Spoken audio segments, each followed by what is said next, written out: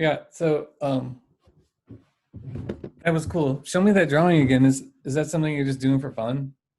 Um, well, I mean, yeah, I'm not getting like paid for it or anything, Yeah, yeah, but I was just looking for something to work on, and it was just something I had lying around.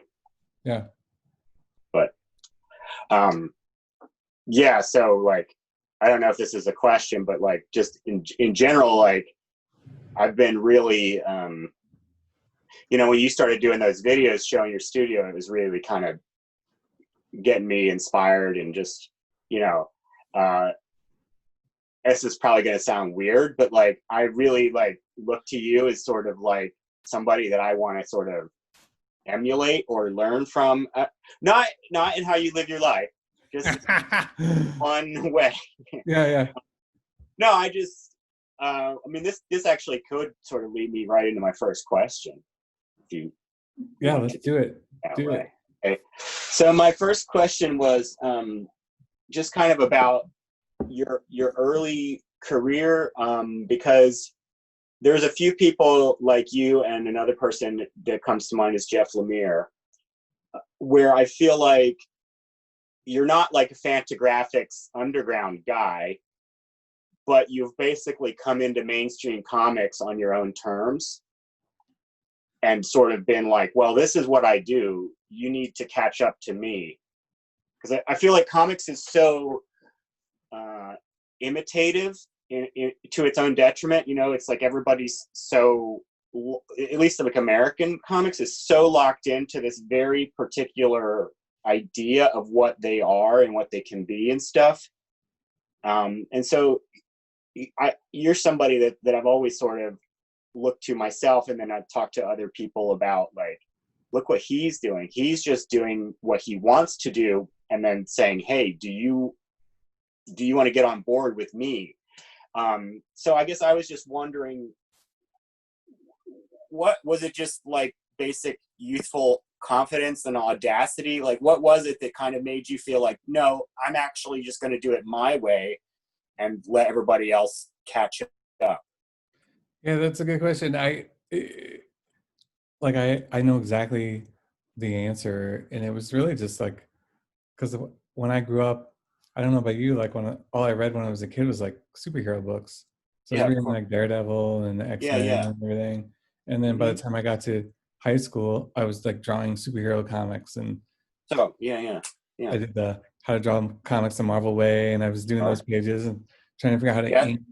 And the Rob Liefeld Levi's commercial was like, I would watch MTV for hours just to like have that come on again, you know? yeah, right. Yeah, no, I was the same way. And then it was pre-internet too, so it was like, Mm-hmm. what kind of pen is he using? Like, what is it? How do you get Oh, the feathering yeah. effect? Uh-huh.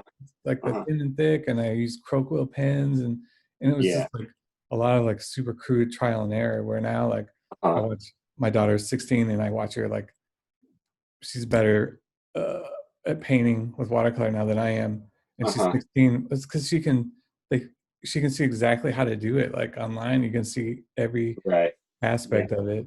So it's Yeah. like so much easier to learn stuff that at the time you're just like trying to grasp at straws, like figure out like how Yeah. to do it and everything. Um, Totally. Totally. yeah, so but by the time so I did all that all through high school, and then by the time I got to college, I was just like went to art school, and I'm like, Mm-hmm. I don't. It was two things. One is like I don't want to draw like I'm not gonna be able to draw like on the Marvel house style, and Mm-hmm. part of it is like I don't want to. Part of it is it's Yeah. not my. There's this like kinds of art that you're drawn to, and then Yeah. and so I was like I'm just not gonna be able to do that. So Right. what's my route? Like I love comics. What Uh-huh. route can I do? And then the only route was Uh-huh. like have a day job and then do like indie books Uh-huh. like I think Eight Ball was like the first book I read where I was like, oh, this is he's not doing Right. superhero stuff, but it's kind of there's it's like pulp, there's like mystery, and it's kind of fun, Yeah. dark. And I was like, I can just tell any kind of story and then draw it in my own way. And then Mm-hmm. it seemed like at the time there was enough of a market there for it, like between Top Shelf and Dark Horse and Mm-hmm. whatever. So I knew that I wouldn't fit into Marvel and DC, so I didn't bother trying. to do it. Yeah. Right. And then, but then, yeah, I never expected to make a living at it. I was like, it's going to be really hard road. It is a super hard road. Like Yeah. somebody on YouTube, the YouTube video I posted this week, posted a comment. They're like, wow, that took a long time for just that one page. And I was like, yeah, that's the trick Yeah. of comics is don't do the math on how long it takes to do a page versus how long it takes for somebody to read that page or how much you're getting paid per hour. The only thing that's a bigger waste of time is animation. Yeah. I Yeah. mean, then you're really just like, you are making some serious donuts just to like walk somebody across the room, Yeah. Yeah. whatever. It's yeah, I can't imagine that. Plus you're drawing the same thing. At least in comics, you can skip a few moments and draw the Mm-hmm. next thing. Mm-hmm. I don't have to draw every part of it, but yeah, no, that's good. I don't, and yeah, if anything, it was just like stumbling into it backwards. So like Uh-huh. by the time I'd done enough stuff, Marvel and DC when I did that work, and Jeff's the same way. It's like uh by the time we did that work, they were asking us to do it and do it our way because we kind of established how we do stuff. So Yeah. that's the advice I always give somebody when like the kids that are breaking in. They're like, how do you break in? I was like, well, just do your own thing first. Try to survive as long as you can, Yeah. and then just see what happens. Yeah. Yeah. But Well, that how was did you? something when Yeah, back when I used to wait tables, I figured out that you tell them how it's going to be. Like yeah, when you go up to the table, if you project that you're sort of like smarmy and sycophantic and like kind of, you know, then they're going to treat you like the help. If you go over there and you're like, this is what's going on, this is what I'm doing, and then people are like, oh, okay. yeah, There's a weird kind of animal hierarchy of dominance in humanity that it like applies to everything, even today. You know what I mean? Like, yeah. That's super funny because I lack all of that like confidence and that well, maybe um in some ways you do, but I do in person. I do. Here's the thing: is like that's what's great about comics and the business is I don't in person. I'm yeah, uh I'm just like a people pleaser, you know. I want everybody to be happy and like everything. But same here. but like with business, um I can sort of you kind of have to disconnect from that. And it's like, Yeah, yeah, we're friends, but also I gotta get paid. yeah, So yeah. like I have stuff I need to I got a kid needs feeding, you know. Right, right. Also, what helped is I got an agent super early on, like Mm, right after Two Sisters came out. I had an agent, and then that helped me with that part of it. So he could be the one that's like yeah, kind of a dick when he needs to be, yeah, like, and then I can just be the nice guy. yeah. I'd love to help you, but this Yeah, guy, I know, man. My agent, he's just a monster. I'm sorry. ball buster. It was up to me. Yeah, no, that's great. I guess these are secrets we shouldn't probably be talking about. I know. I've seen like other colorists that really are going out there and putting out like how they do stuff, and I'm like, I'm not doing that. Yeah, I don't want to bring more competition. right. Yeah, there's funny because there's part of the process where I'm like, oh, do I share? But then at a certain point, I'm like, you know what? If you got the energy and the ability Yeah, to do it, then do it. Like, because it's yeah, so much more than just like technically being able to do it. You have to be able to tell a story. right. Yeah. I think maybe part of the issue for me is I feel like there are there's a whole group of people who don't have necessarily the critical eye to look at coloring and be able to distinguish between good and bad, and Yeah, therefore if they just see sort of the surface effect, the sheen, the presentation, like it's kind of like auto tune in popular music. Do you know what I mean? Like yeah. it's sort of, well, if I just throw some glows on this, there's a huge group of, a big segment of the population that's going to be like, wow, that's badass, dude. And so I guess for me, I feel like if you have the technical know-how, you can really fake your way into this as a colorist in a way that you cannot do as an artist, for instance. Yeah. Yeah, no, Anyway, yeah, you're right. It's true, like with especially with the parts that aren't like, I don't know. Yeah, the parts that are more technical. It's like you can learn it right, well enough that to pass. right, right. Like I feel like that's how I am with lettering. Like I've lettered Uh, all my stuff, but I'm no good at lettering. I'm just good enough that right, it reads and tells a story, and I know basic stuff. But right. I'm not I'm not at all a professional letterer. Uh-huh. I just do it because I would the way I write and rewrite, I would just drive a letterer crazy with Mm-hmm. constant changes till the very last second. Uh-huh.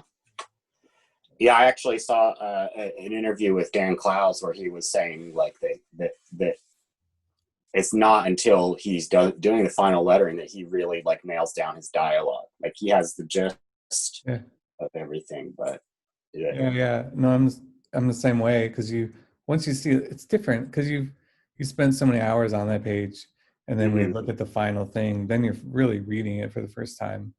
Mm-hmm. Yeah, it changes everything. But Right. sometimes the Right. art needs help. Sometimes the art tells a story.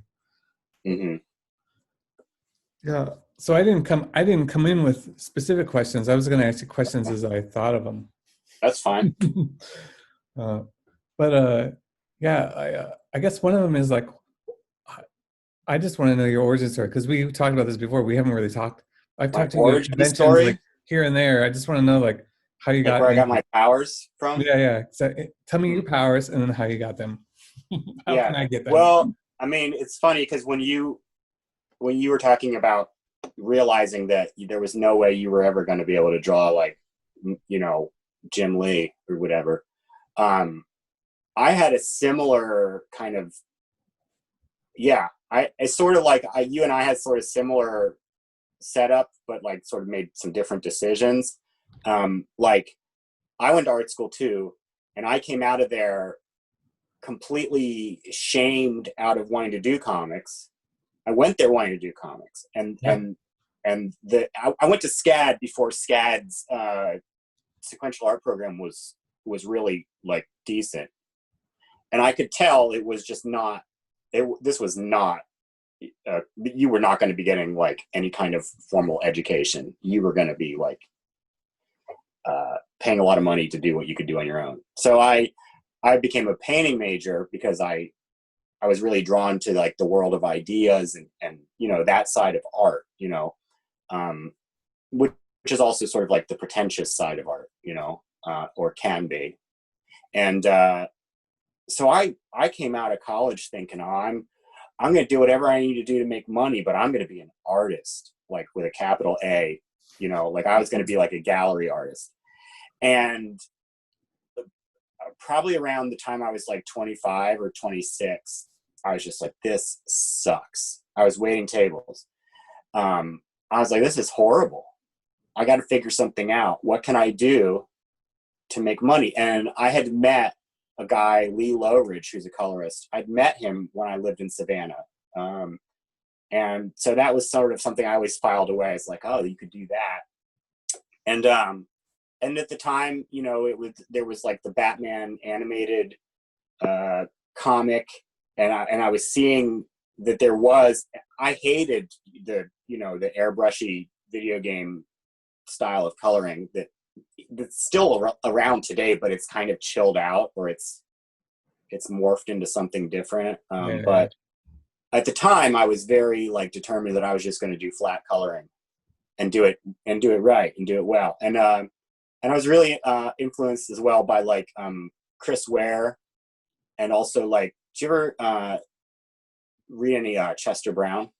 yeah, The covers to he was putting out Louis Riel at the time, and the covers to that had such a odd, interesting sensibility to them. They were colored, so those were the kinds of things I was looking at, and yeah, I just basically was like, I don't have what it takes to draw comics right now, but I'm pretty sure I have what it takes to color them. And so that was kind of how I got into it. And in the process of like, I was still kind of looking at it as sort of well, this is kind of beneath me, but it's just gonna be an easy way for me to earn a paycheck. Well, I mean, uh, uh, it's not an easy way, but I, in the process of looking into it and trying to see what was going on out there, I kind of became enamored with comics again, you know, and so that's basically, Yeah, you yeah. know. What's funny is like I went to art school too, and I had the same experience. Like, Uh-huh. like it wasn't. I just went to straight up art school though. It wasn't like there was nobody knew. They taught like painting and art and there's some Mm-hmm. graphic design which I took too. That was just starting. So I was like, Mm-hmm. oh, that was my backup plan. Was like, oh, I'll do graphic design because I can. Those are, you can Yeah. get real jobs doing that, and I'll just do Yeah. comics. So like till comic books or art take off. But Mm-hmm. yeah, in art school, it was the same for me where like there was a couple kids with me. It was like we're storming Normandy Beach, you know, and Mm-hmm. we're all wanting to do, and then a couple of us want to do comics, you know, and I'm like, oh, don't, you just need to keep your head down, dude. Don't, if you storm that beach, you're just gonna get shot down. And that's what happened. Is like there was a couple other kids in that department with me, and Mm-hmm. you'd have to do a painting or a giant drawing or something, and they would come in with like these comic book pages and post them on the wall for critique. And it's like, oh, this isn't gonna go well at all. Ooh. you're, Yeah. you're just straight Yeah. up doing comic book pages. Like this isn't what this school is. Yeah. Yeah. It's funny. I mean, I think that the like fine art world in general is very threatened by anything. I think they're so marginalized that they're like so protective of that last little bit of real estate that they have. Yeah. They're Yeah. not going to let anybody that deviates from that in, because it's like it's so integral to their identity, you know. Yeah. No, it's a different culture altogether. I like with comics, it's like it's story and art put together. It isn't Mm-hmm. fine art, you know, where Right. I just felt like fine art, if I was going to go into it, I was like, well, you have to learn how to play that game. Then you have to learn how to like write about your art and talk about your art and describe Yeah. it. It's not just, you don't just do the art and put it up there and people are like, this is amazing. You got to do all the like political stuff and then writing and then like Yeah. back it up behind the scenes, you know? And I was like, if I'm going to do that, I would rather just like write and draw a thing and put it out there. And then then Yeah. you figure it out. Like it's all right there rather than trying to Well, be. that's the funny thing about it is that they sort of frown upon that combination of texts and pictures, but then they all rely on text that's kind of like after the fact and like ancillary to like prop up their art. Yeah. It's, you know what I mean? It's like you look at a painting that's just an image, and then they'll say, well, this represents this and this, and it communicates this and that. And it's like, no, it doesn't. You just said all that. Right. And You the know, thing so, is, and it might too, like I'm in two minds of that because part of me is like, yeah, I should be able to go look at it and then get something out of it. But part of me is like, oh, it yeah, is interesting. The more you study art history, the more it's like going to a museum it after. can be, but it's just I find it to be a little bit of, it's sort of like, why are you doing it this way if what you want is to like really like have a discourse? Yeah. Why are you doing this pantomime? Yeah. You know what I Yeah. mean? Like, Yeah. I don't know. That's like the cool thing about comics is like, um, it's kind of. Oh, hold on, I have a visitor. Come in. What is it? Oh my goodness. I can't put this back. Okay, we'll just put it there. I'll fix it later. Okay. Can you just If I let go of it, it's gonna go. come over here and hand it to me? And my daughter. What's she working on? Can't get it to go back in. Anyway,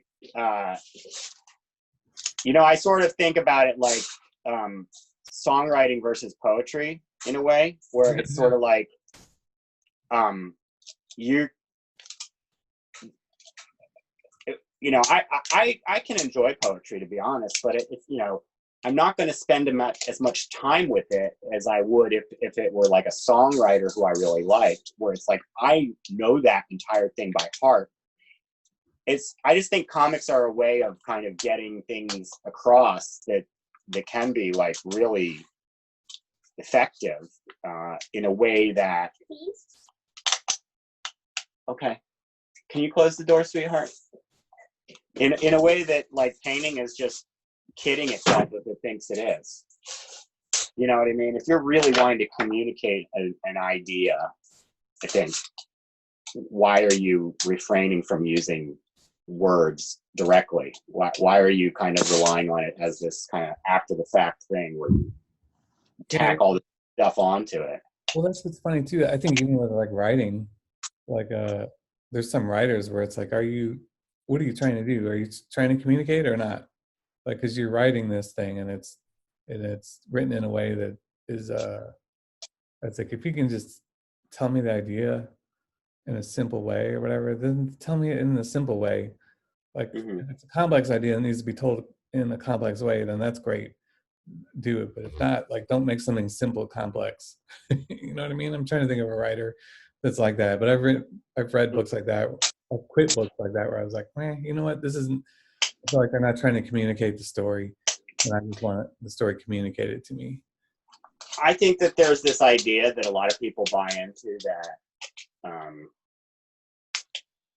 one of the fundamental qualities of real art is that it's sort of in some way coy, like like there's like it's layers of mystery that have to be. And here's the thing is that I put that stuff, I think there's a way to put those things in there and to be coy about it, or to add stuff that's like, it's kind of sneaky, or maybe you don't get it. But as long as it's not as long as it doesn't like wreck the story. You know what I mean? As long as there's an entertaining thing that you're telling or somebody's reading, like it has to be entertaining. I think that's the key. Yeah. I had a teacher that I actually still think about a lot, that, like, in other words, that I respect now. I had a teacher that would use the term rewarding the viewer to talk about painting. And I think that that's, you're not being pandering, but you sort of recognize that, like, realistically, if I want somebody to invest in this and spend time with it, I have to give them something. I can't just, yes. Yeah. What's she working on? Now I want to know what's going on. What is she doing with that? She wants to play Luigi's Mansion now. She broke a tape. Now she's ready to move on to breaking something else. Sweetie, I can't help you right now. Anyway. Well, so I have some more written down questions for you. Let me ask you a question. I just thought of one based on kind of what we were talking about. So what's a comic book? Who's a creator you look at and then you're the most jealous of that they do it that way, or how they do the thing? Oh. Jealous of? Or do you feel that? Because to me, my favorite creators are always the ones that I'm like, oh, I wish I had done that. I wish I'd thought of that, or I wish I'd done it that way. And I just I don't know I don't know my answer. Yeah, I don't. I think that your use of the word jealousy is what's throwing me off. But I think that the reason for that is because you're doing that actively, where for me that's an aspiration. So I experience jealousy much more in the sense of, like, how is this person getting this gig? I should be coloring that. Yeah. You know what I mean? So I think that, were I to graduate to a full-blown comic book creator, then I would probably have more of that experience where, I sort of have a better attitude about it because I'm on the outside. Yeah. But in terms of, I will say this, I mean, like, I could tell you, like, who some of my favorite artists are, like Mobius and Frank Miller. kind of come right to mind right away. Yeah. But like, as far as I think Dan Clowes was somebody that, for me, really. So this actually kind of somewhat takes me into like a question I have for you. You know, you talked about being interested in superheroes, and then you sort of find yourself gravitating more towards sort of a pulp, or like a noir, or, you know, sort of kind of moving laterally. And I just find it interesting. I always try and express this to people. There's something about comic books that's not necessarily contained in any one comic book. And I'll never actually read the comic book that has that quality about it. But that quality that it all sort of suggests to me is what has drawn me to it. And I find that to be the case with, like, I know you're a fan of David Lynch, and his films have that quality to them as well. So there's kind of this sense of this other world of, you know, where everything's kind of heightened, you know, like adventure and sex and death and danger. And I find that to be kind of like the true appeal of any of the things like that I'm interested in. And it kind of transcends, you know,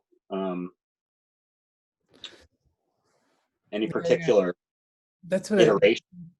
I always feel like that's what I end up doing, is like, to me, all that stuff is like the candy coating I put on the outside.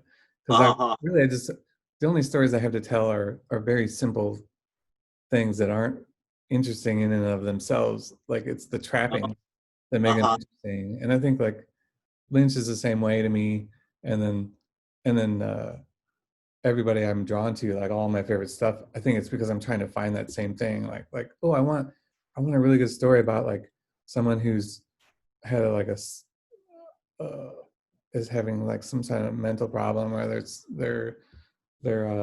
trying to describe a Lynch movie without the pulp, to say like, really, it is just about people with these certain issues, but it's how you show it that makes it fun to watch or interesting or like draws you in. I think like comics really do a good job of that. Like just intrinsically, the color of them. Like when I go through like old, like when I'm walking through a convention, looking at old comics and the long boxes full of old books, the ones that get me, the ones that trigger my like, oh, it's always like Marvel comics from like 1985, like those, whatever the color that they were using on those covers. I was like, ooh, those are my favorite ones, because the colors were bright and like they were fun, and like I think that as I get older, I'm still looking for that same feeling that those covers and those colors gave me. It's like it's like, ooh, there's some kind of crazy mystery, but then something's gonna happen.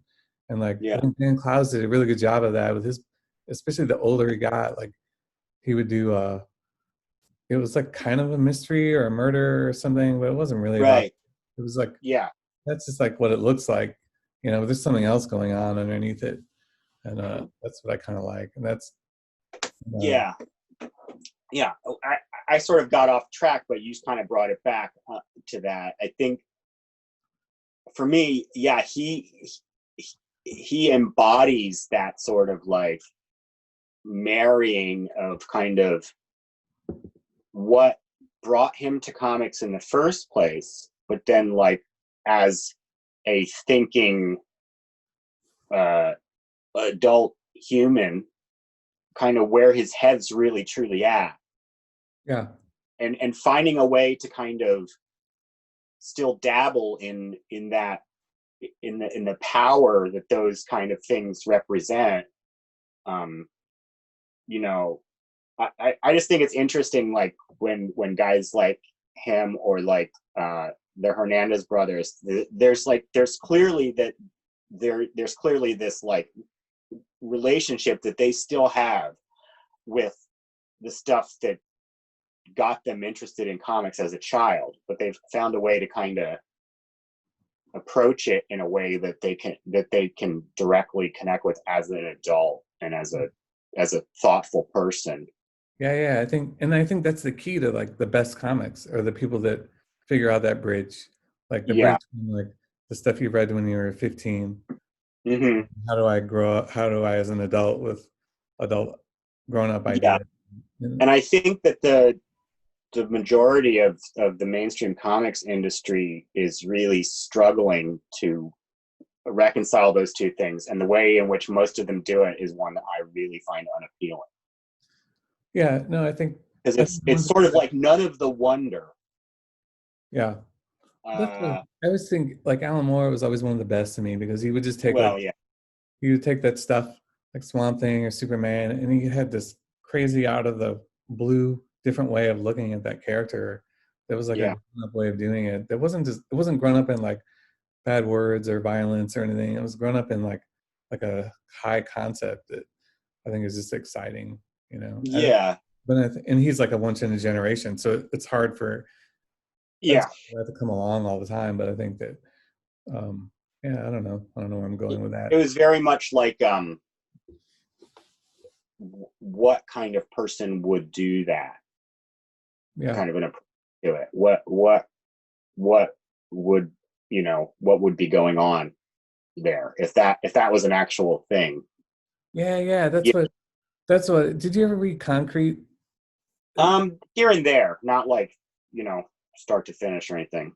That was one of those early books that was transitioned me from straight superhero stuff to independent book, Hmm.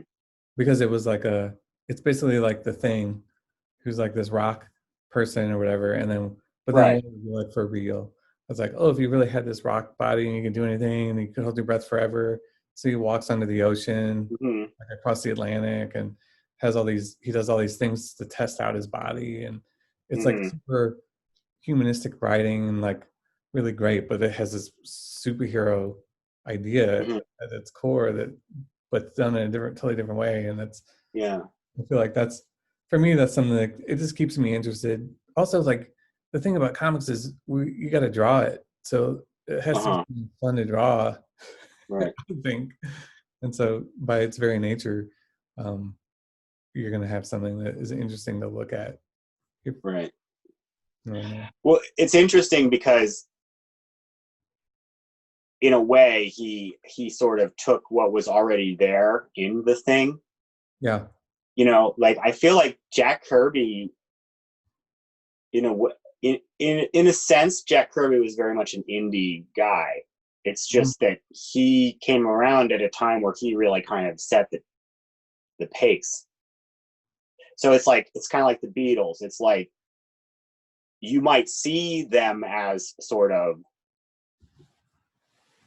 embodying sort of like everything we would kind of come to think of as pop music or whatnot, but really they were kind of really just following their own direction, but they were very influential. Or like the Ramones, you know what I mean? It's like that's what punk music sounds like, but at the time that they were doing it, that's just what the Ramones sounded like. And it's interesting, like when you look at Jack Kirby's stuff, it's all very on the nose in a way that I think we kind of find a little bit unpalatable to our modern sensibilities. But I think he was very aware of some of those elements that Paul Chadwick kind of explored. I think he was very aware that he was making this man who was trapped in a body of rock. I think he was well aware of what it was that he was kind of hinting at. Yeah. Yeah, but then the climate of the industry at that time isn't something that allows you to explore No. 50 issues. You can't explore what it's like to be inside the thing's body.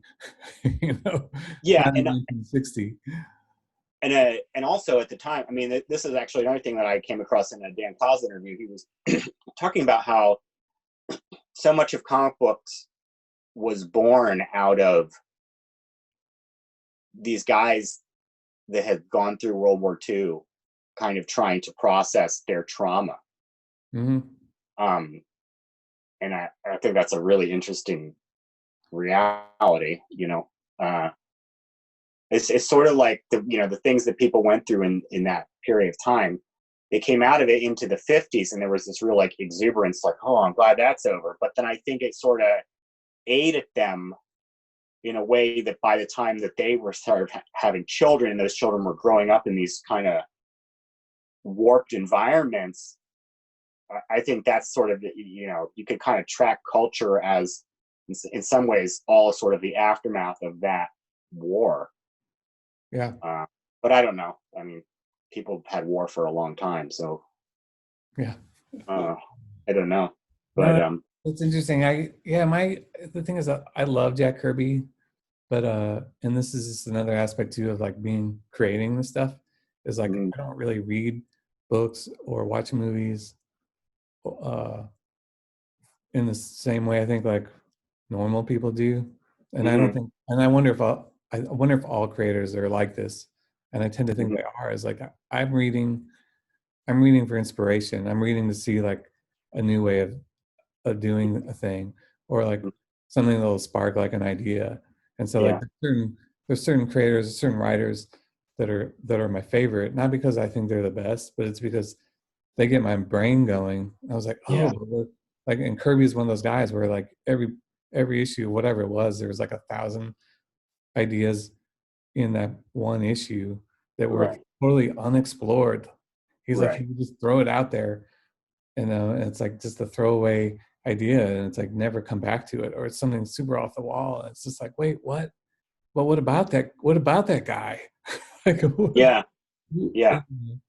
and I think that's why some of that stuff is more I like, or is my favorite, because it inspires me to like, oh man, but what if you took this and then like extrapolated on it and then really explored like what's it like to be inside the thing's body, that kind of thing. Right.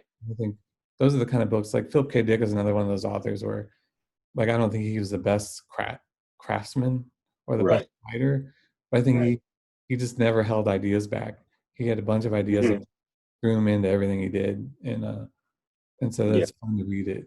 And then like Grant Morrison's he's like the comic book version of that to me, where he just throws a bunch of shit in there, and then it's all interesting and evocative, but not necessarily explored fully. Yeah. In a, right. Conventional or like even satisfying way. But for me, that's enough. Like I just like, oh yeah, that's an idea. Yeah. I had a feeling you and I could talk for hours, and I was right. Because like you've got my mind going in all these different directions, different things I want to say. This actually takes me back a little bit to what I was saying about poetry versus songwriting. Do you know who David Berman is? Okay, so he was in this. Well, he was this band called the Silver Jews, and he's a true poet. I mean, on a different level, for sure. But I was listening to an interview with him, and he was talking about, you know, his take on everything, you know, and he was saying, you know, I could never be like an author that would actually like write a novel where I like, you know, set everything up and take you through everything. And I just never had that in me to like sort of explore and expand on everything in that level of like detail and rigor. But he said, I used to, you know, when I was a kid, I used to like walk around my neighborhood and just like sort of see the lights on in people's windows and kind of catch a glimpse of that. And it was so like suggestive to him of like this whole world and this whole life and things going on inside, and what's, you know, just a very poetic soul, obviously. Right. And he said, you know, I think I'm more like that. I can sort of give you like that view into some window from the street at night. And that, you know, it's sort of like, so one thing that really like jumped out at me, like when you were talking about review proof films and stuff, I really responded to that, because to me it's sort of like so much of what you're saying about like how it's like it doesn't have to be the best, because it's very like stimulating, and and I think David Lynch is another one of those people where it's like, yeah, it's more like he's going to trigger you. Yeah.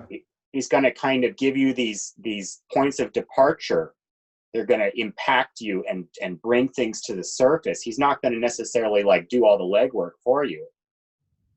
He's going to hint at stuff and point to things, and it's almost like I feel like he's trying to almost like create like a facsimile of a dream.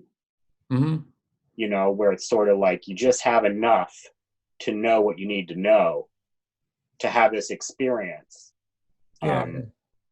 And I was just, so anyhow, I just made me like really aware of the distinction between an influence and an inspiration, because I feel like too many people in comics are influenced by stuff. That's funny. And it's one of my. I hate it when I get that question where it's like, who are your influences? I'm like, oh, I don't, because I feel like to me an influence is like I want to do a thing like this person. It's like imitative. Yeah, and it's like I don't ever feel that about anybody. I think when I was younger I did. Like I remember my first book, Pistol Whip, I was trying to ape Jeff Smith.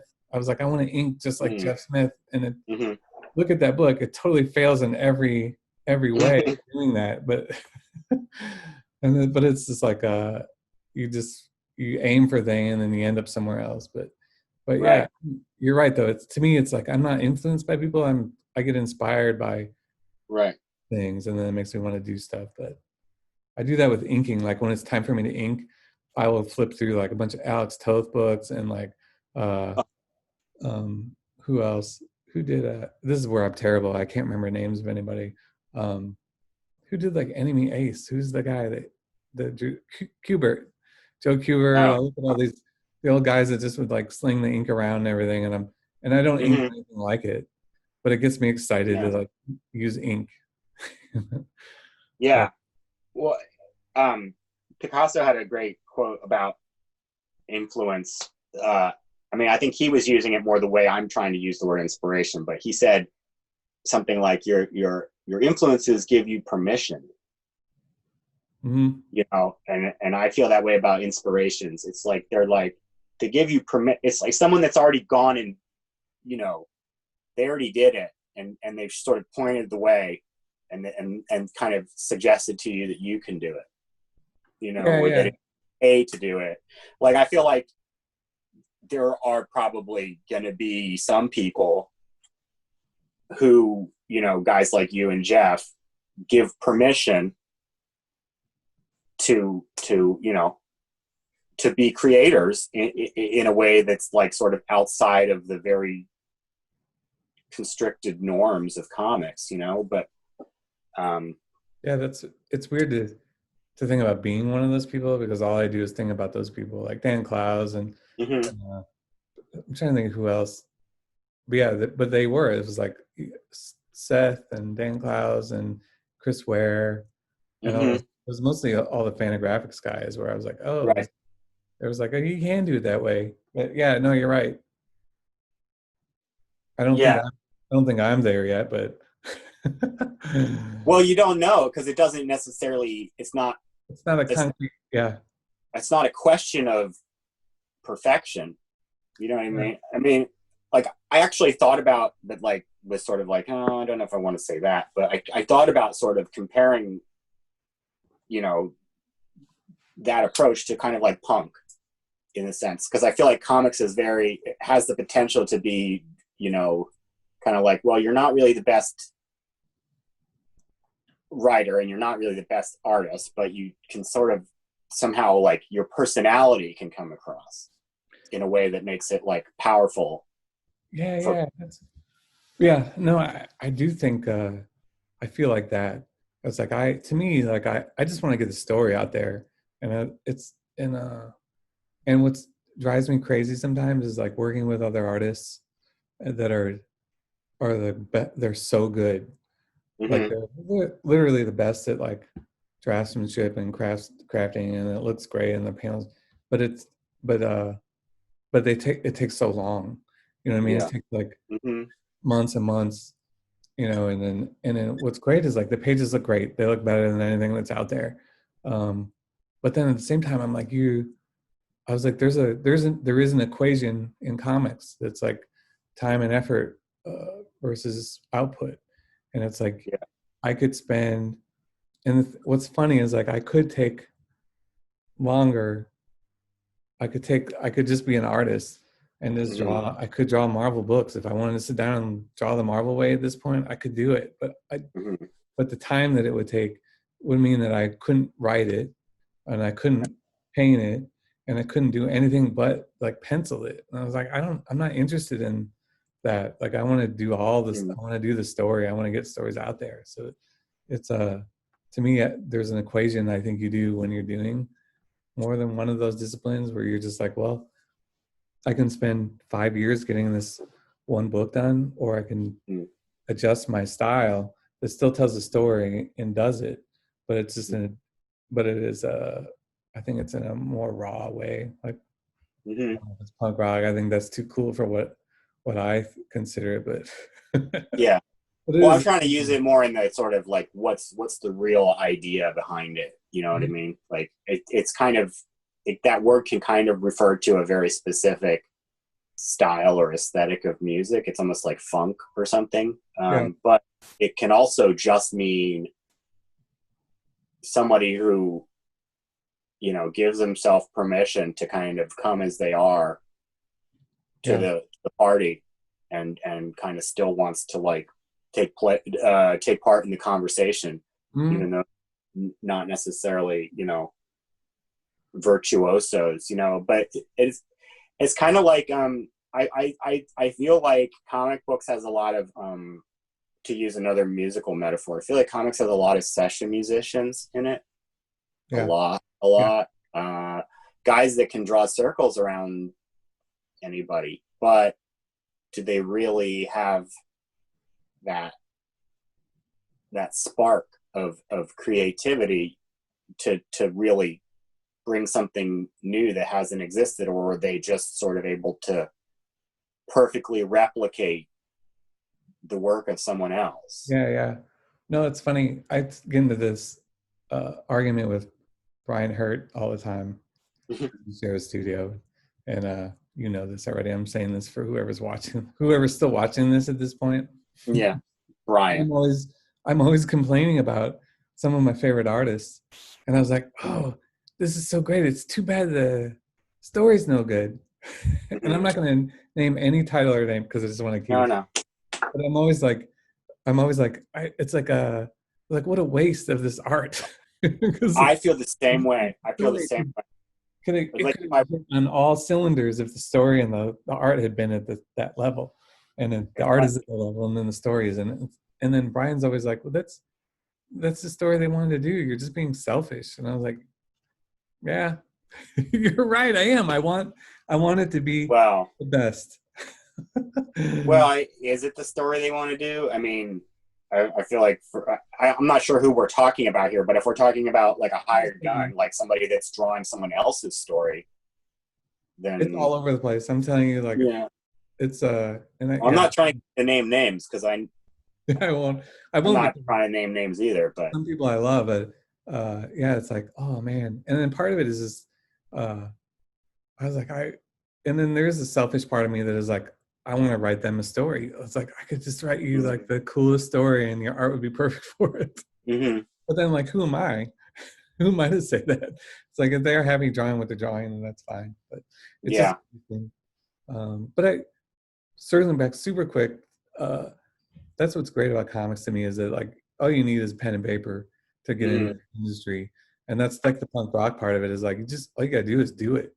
Like the bar for entry into comics is so low that all you gotta do is the hard work part of it.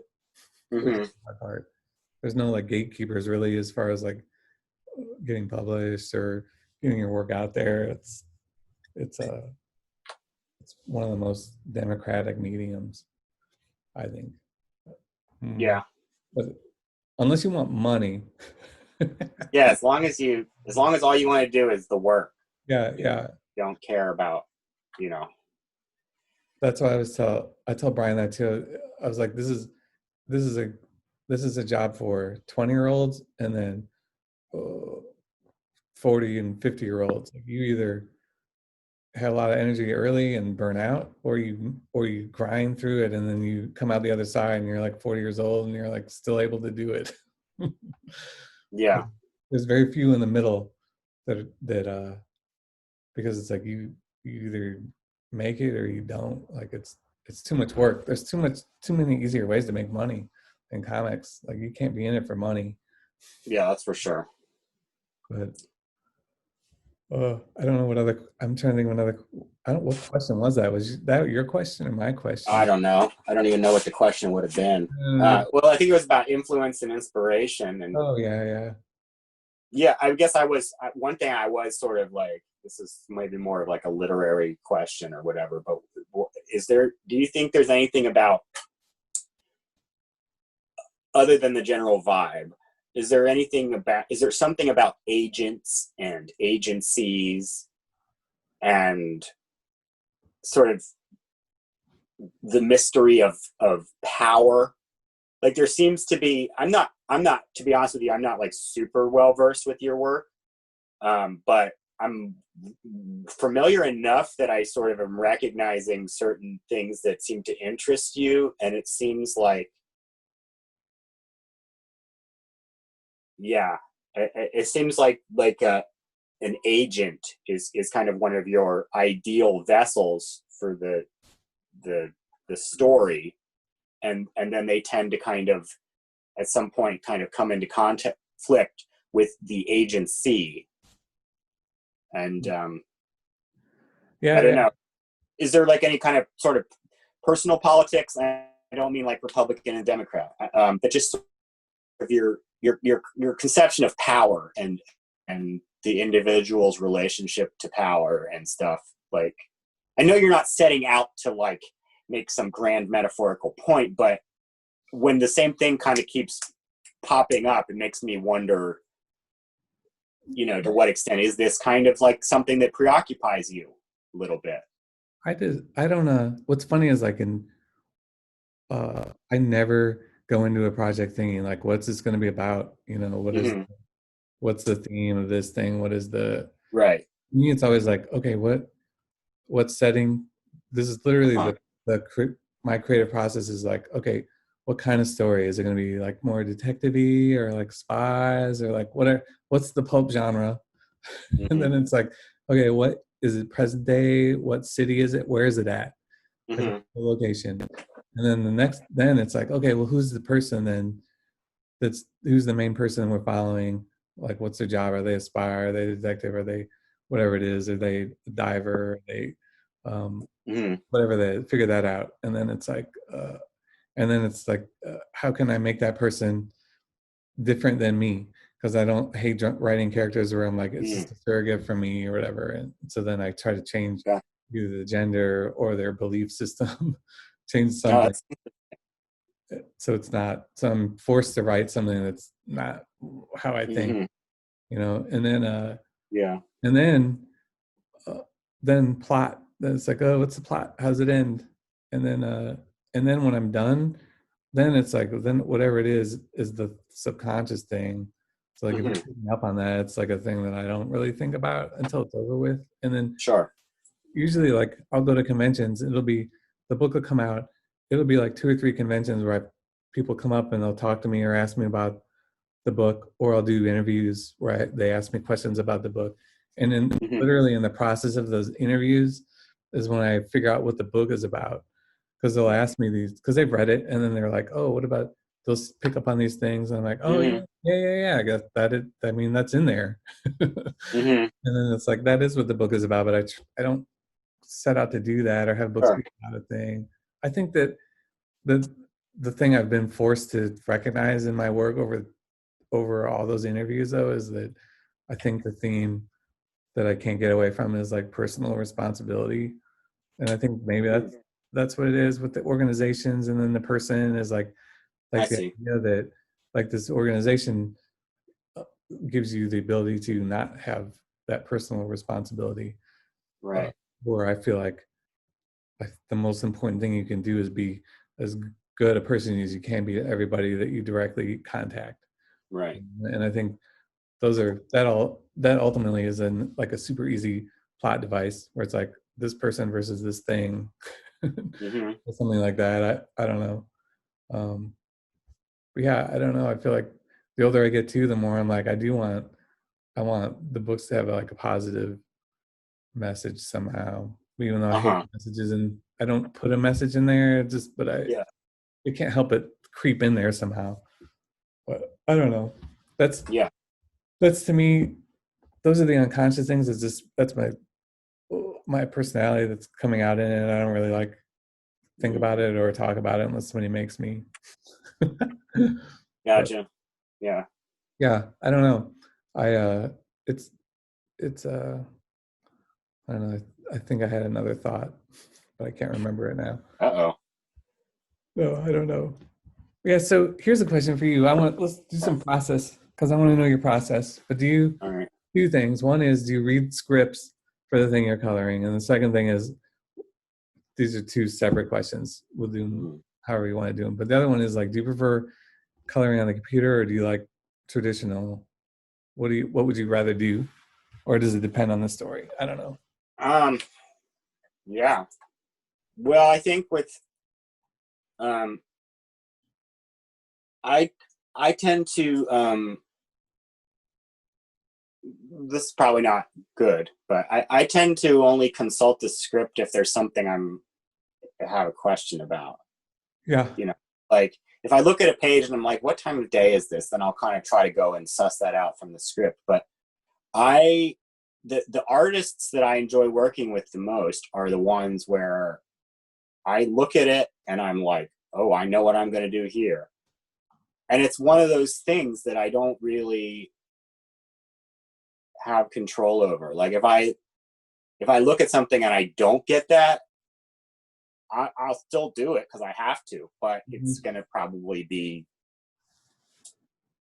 a little bit untethered in that way. You know, it won't have that strong sense of, you know, I don't know. It like happens or it doesn't, you know, Mm-hmm. when I look at something, but I tend to be much more, because like I mean, this is sort of like I'm kind of justifying this, you know, kind of retroactively, but I suppose, you know, the artist has spent enough time with the script that, in theory, when I look at the work, I should get what they took from the script to begin with. You know, like Right. on the thing we're doing right now with Matt Wisniewski, like that's kind of, other than like doing my own book, that's kind of the height for me of like what I want to be doing, because it very strongly feels like art and like a story, and um, it feels very not pedestrian. A lot of comics, in particular superhero comics, feel so pedestrian to me. They feel so like, it's just like a snooze fest. I just don't care. I don't care at all. Where that one feels, it feels alive. It feels like it's got some juice. Like there's something happening here, and I can like Yeah. pick up on wavelength and expand on it. So like, you know, with that book, I would say 75% of it, at least, it was like, I look at that page and I know right away what I'm going to do with it. And it's not, you know, kind of like what you were saying about understanding your subconscious, like in retrospect, it's like, I don't think about it like, oh, you know, that like that opening sequence where you know, they're in like the dad's study or Mhm. whatever. You know, I could sort of go back and look at it and say, yeah, you know, I guess I want something that feels really like homey and warm, and you know, she's kind of like in the, you know, this like halcyon days of her life, like when everything was right and everything made sense, and you know, then we're going to go from that to like the ugly, dirty world that she lives in now. And but at the time that I'm doing it, I'm not thinking like that. I'm just seeing. It's very visceral, you know. It's like you bring your own life experiences to it. So like maybe there's something that I've always associated with that quality of light about being a kid or being someplace it's warm or where you feel safe, or it's in the past or something like that. So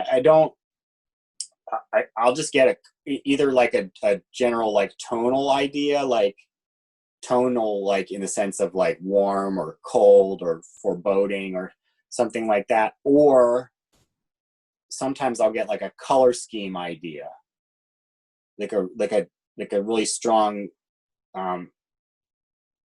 sense of what, like with her costume, I just had a really clear idea in my mind of like what I wanted, what kind of a blue and what kind of a, you know, like that. And that's way more kind of, I don't know. I get ideas from like, you know, I always use the example of like, there was this one crest or something a while ago that they had like, you know, like sort of a slightly purple midnight blue and then this like really strong aqua and like what, you know, like toothpaste.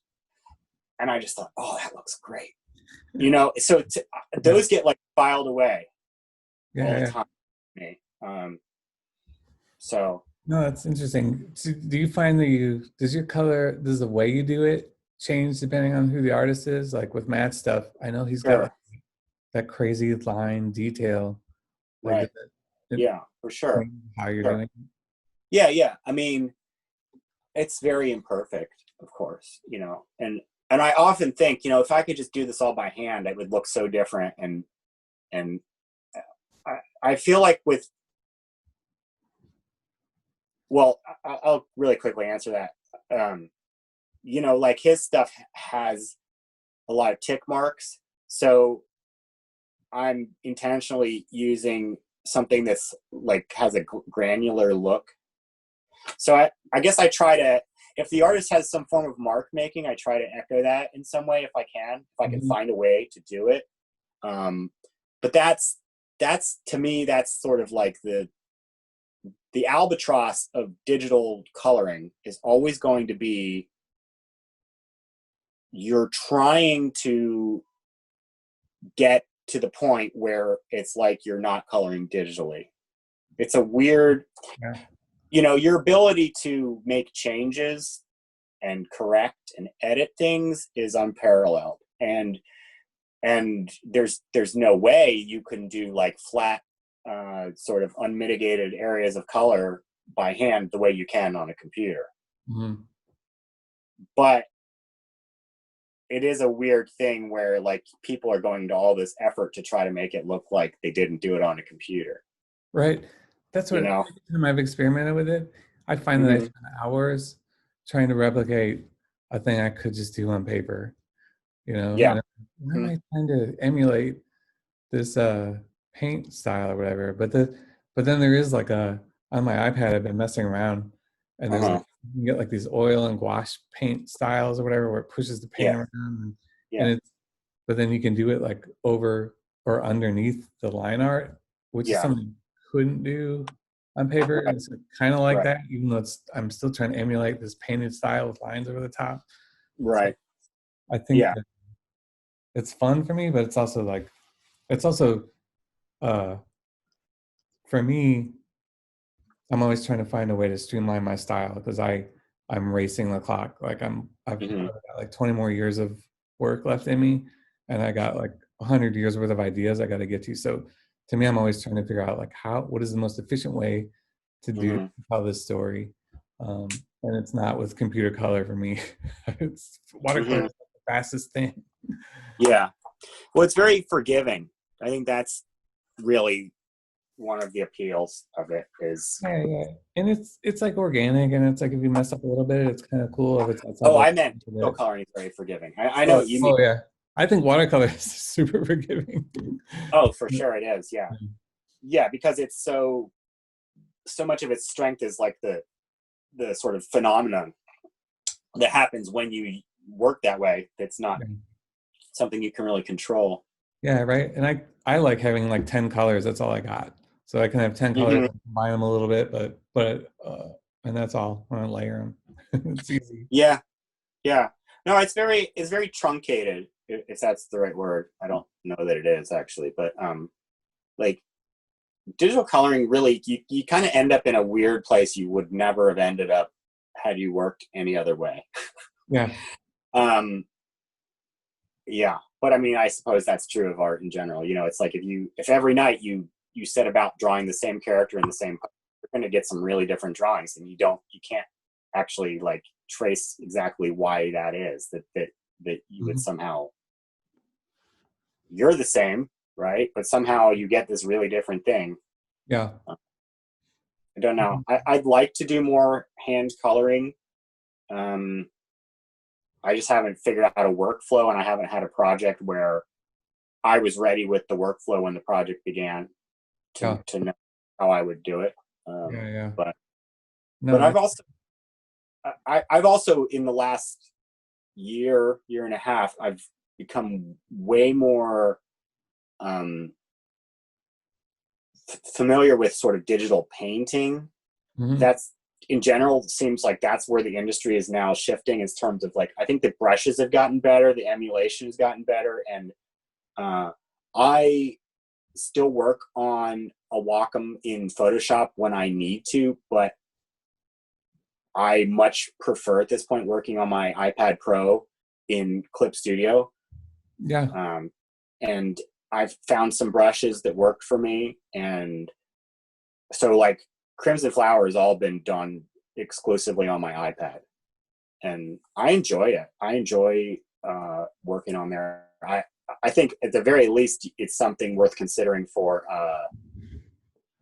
doing layouts, even if you still plan on working physically. In terms of your ability to scale things and move things around and stuff when you're still in the layout stage, it's kind of pretty great.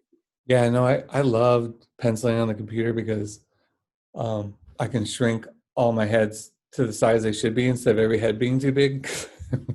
Well, you probably actually draw them the size they really are, and then your comic book trained eye thinks they're too big. No, I know the proportion, and it's like whatever, 7.5 heads, and it's always like, it's like. Well, yeah, but that's not a normal human being's proportions. That's the John Buscema. Yeah. No, I know what size.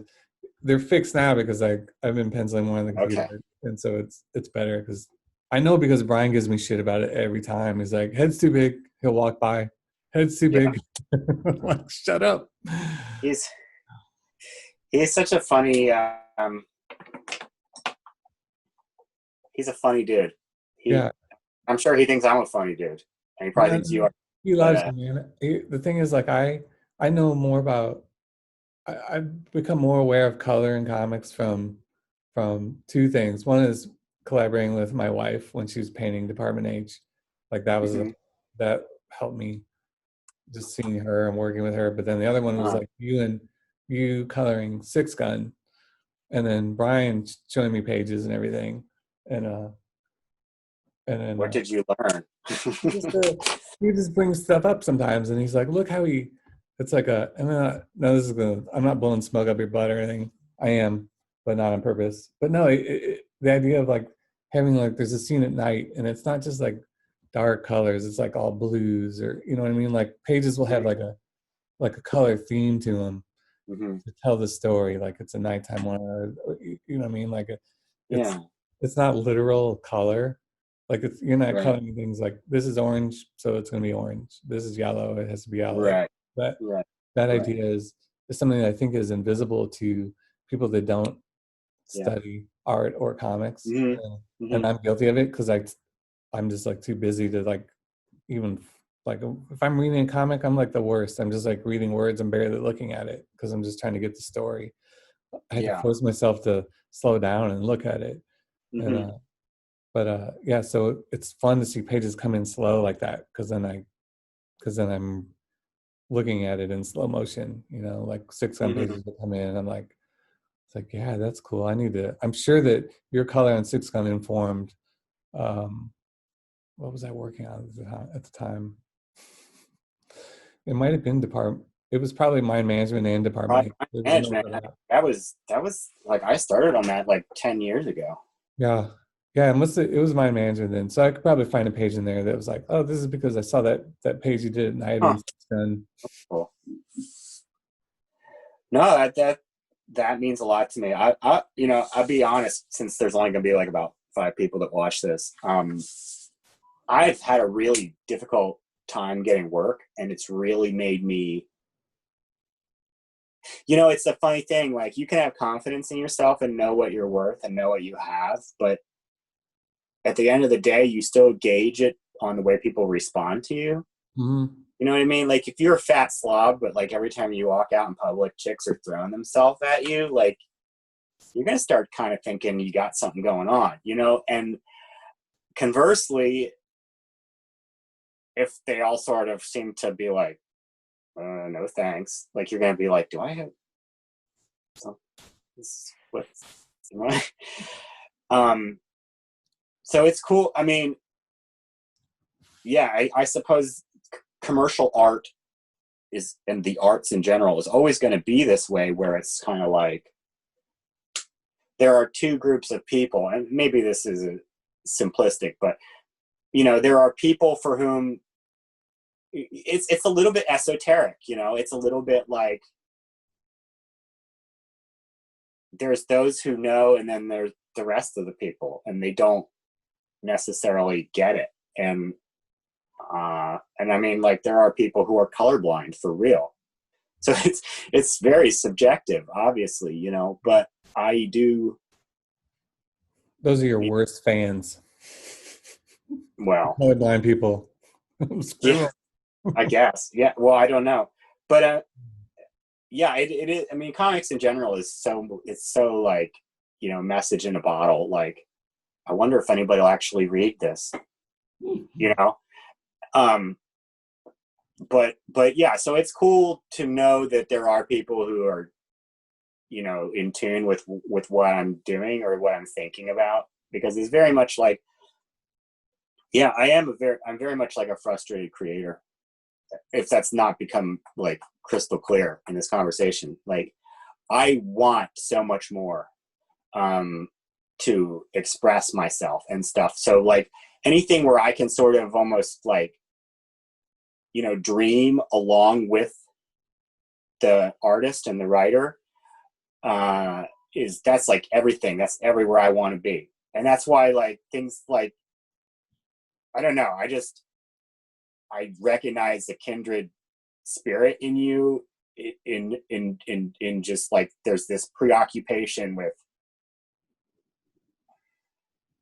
the inner fictional world and the way that the real world feels to you and triggers you, and then it's kind of like heightened and